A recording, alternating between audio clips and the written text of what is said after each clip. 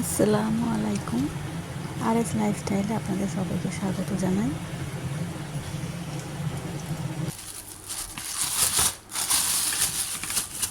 আজকে এই মাছটা রান্না করব। তো আমাদের এখানে এই মাছটাকে গাং মৌরালা বলে। তো অনেকে অনেক নামে জানে এই মাছটা।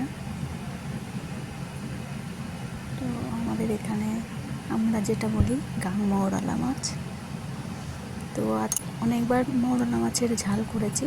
তো আজকে ভাবলাম আলু পেঁয়াজ সব কিছু দিয়ে হাতে মেখে মাছটাকে রান্না করব।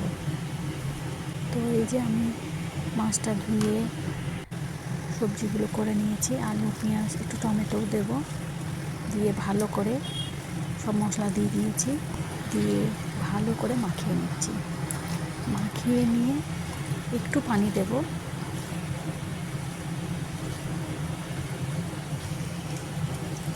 বেশি পানিও দিতে হবে না, একটু পানি দেবো, দিয়ে আস্তে করে গ্যাসের ফ্লেমটাকে আস্তে করে দিয়ে বসিয়ে দেবো। আর এর মধ্যে থেকেই পানি দেবো, আর ওই পানিতেই মাছটা সেদ্ধ হয়ে যাবে। তো ভালো করে আমি হাতে মেখে নিচ্ছি মাছটাকে। তো এখানে আমার মাছটা মাখা হয়ে গেছে। তারপর আমি একটু পানি দিয়ে দিলাম, দিয়ে গ্যাসে বসিয়ে দেবো।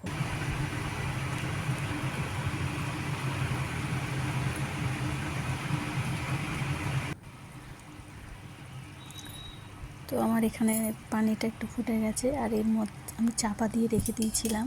চাপা দিয়ে রেখে দিলে কী হবে, আলুটাও সেদ্ধ হয়ে যাবে, আর এদিক থেকে যতটা পানি বের হওয়ার ততটা পানি বের হয়ে যাবে। তো দেখুন আলুটাও কেমন ভালো সেদ্ধ হয়ে গেছে। আর এখানে একটু পানি আছে, সেই পানিটা শুকনো শুকনো করে নেব, নিলে আমার মাছ রান্না রেডি হয়ে যাবে। আর এইখানে ডাল হয়ে গেছে, আর এখানে আমি পটল আলু ভাজি করেছি। তো এই ছিল আমাদের দুপুরের মেনু। তো ভাতটাকে বেড়ে নিলাম।